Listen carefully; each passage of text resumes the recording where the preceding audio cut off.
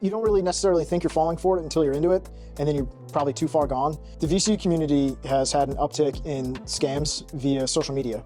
So scammers are reaching out to VCU students via Instagram or TikTok, and they are asking permission to use their content, such as photos, videos, and they're offering to pay. The scammers and the victims will agree upon, let's say, $500, and then they will go into, well, my bank will only let me send $2,000 checks. So the scammers will then send a check that looks like it's $2,000, and then they'll say, deposit that check. When you do deposit it, send me the $1,500 in return. So our victims are depositing those checks, and before their bank can establish this is a false check, they are already sending the scammers money that they don't have. Those scammers are then using a counter tactic to use threat and intimidation to get that money sent. And in some instances, they've sent like graphic images. And in all the cases we've dealt with, it's been the same exact images and the same exact kind of verbiage.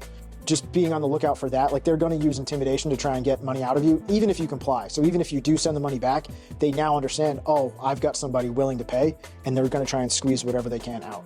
Don't deposit a check that's DM'd via social media or sometimes text messages if the conversations carry there.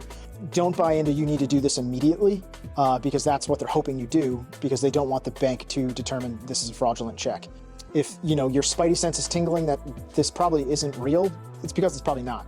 These are professional scammers. They are throwing blanket DMs out to whoever they can and hope somebody takes the bait. So just being smart about it, taking a step or a second to think, oh, maybe this isn't legitimate, call us. Obviously, documentation with the police helps your cause, especially with the bank. Honestly, we need to keep track of this. It's become a national scam. So it's not just VCU community, it's all over the country is facing this same exact kind of tactic.